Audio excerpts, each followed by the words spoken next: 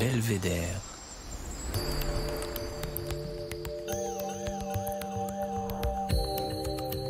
Le podcast du département de l'Isère. Organiser un festival, tourner un film, réaliser un spectacle. Les jeunes ont la tête pleine d'idées, mais ne savent pas comment s'y prendre pour les réaliser. Pour les aiguiller, Lila Robert, membre de l'association Désaccordés, a réalisé avec 4 autres camarades un documentaire sur 3 projets portés par des jeunes qui montrent qu'il est possible d'aller au bout de ses rêves quand on s'en donne les moyens. Il est aujourd'hui en cours de réalisation. Financé par le dispositif Coup de pouce Jeunes Isère, ce long métrage donne la force de se lancer et pourquoi pas, de candidater.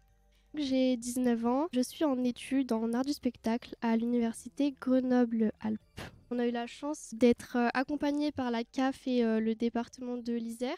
Ils ont un dispositif du coup qui s'appelle Coup de pouce Jeunes Isère où ils accompagnent plusieurs projets de jeunes, donc ça c'est vraiment super. Et ils nous ont donné du coup 5 000 €. Et avec ces 5 000 €, on a pu déjà investir dans du matériel, son et tout ça qui nous manquait. On a pu obtenir les droits d'une chanson qui nous tenait beaucoup à cœur. C'est Sans la nommer de Georges Moussaki. C'est très compliqué. La musique, faire des films pour les documentaires, parce qu'on aimerait tellement mettre de musique qu'on aime bien ou qui correspondent aux ambiances, c'est pas forcément possible parce que c'est payant et il faut obtenir les droits. On voulait vraiment mettre cette chanson-là parce qu'elle ressemblait au message qu'on voulait faire passer.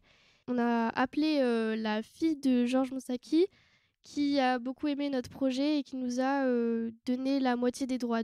On a pu aussi faire venir un intervenant qui nous a pas mal aidés. En réalisant ce documentaire, Lila, que souhaitiez-vous montrer ?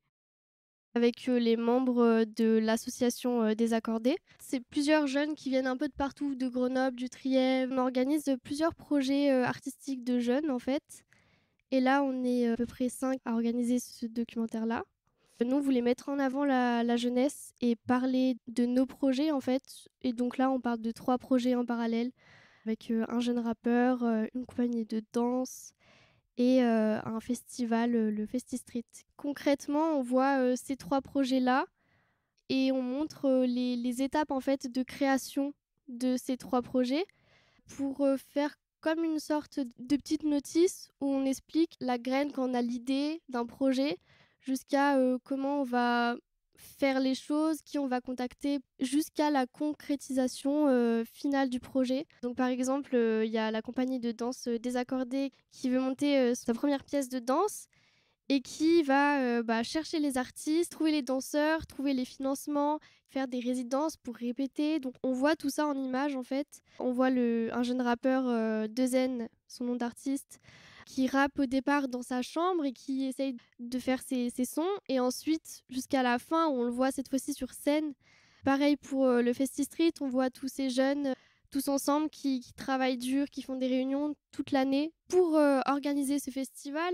À la fin de l'année, c'est là la concrétisation du Festi-Street où on voit comment ça se déroule sur les 4 jours de festival avec de la musique, des soirées contest de skate, battle de hip-hop, concerts, atelier graph, atelier MAO pour les jeunes qui se déplacent et qui veulent en découvrir plus sur les disciplines.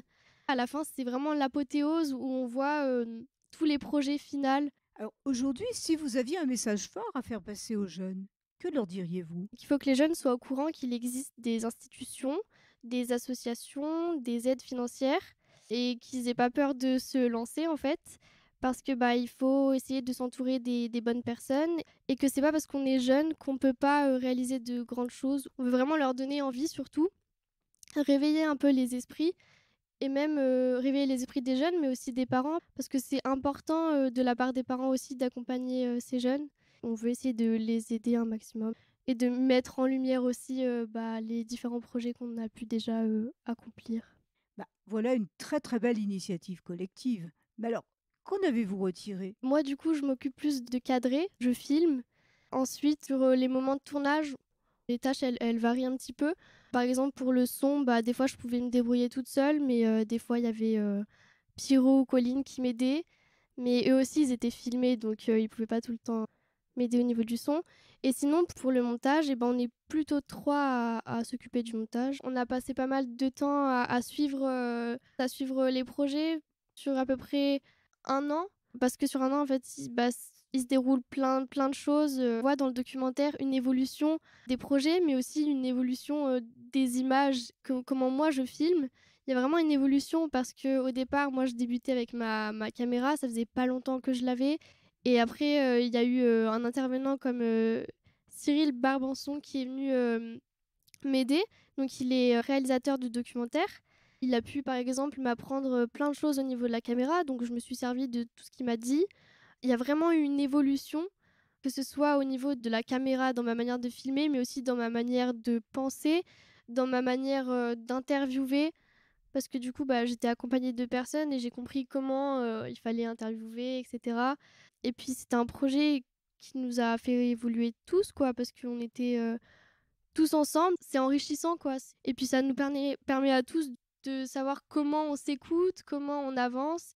Selon vous, comment se portent les jeunes aujourd'hui? Vont-ils bien? Vont-ils plutôt moins bien?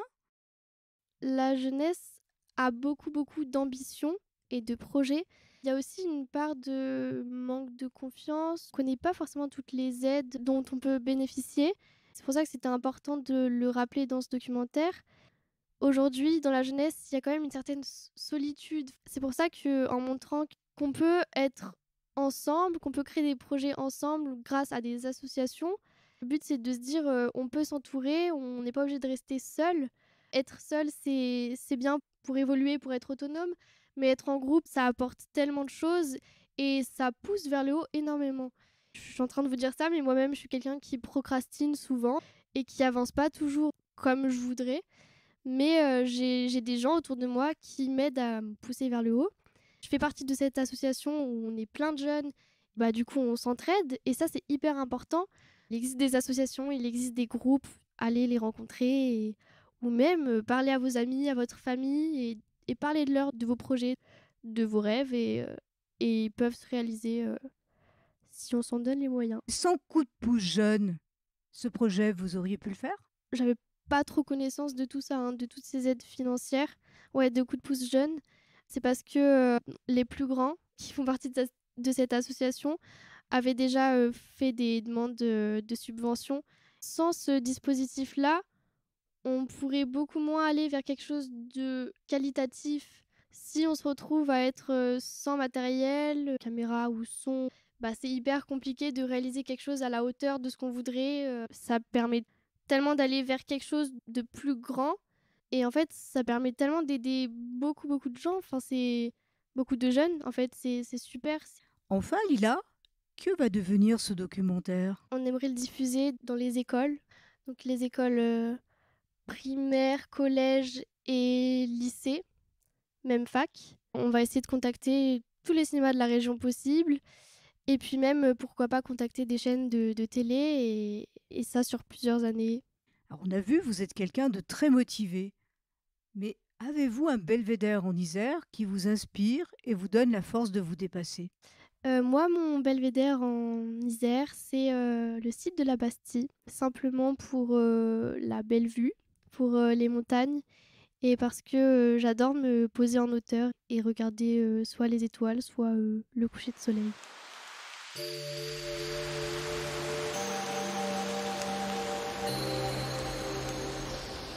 Belvédère.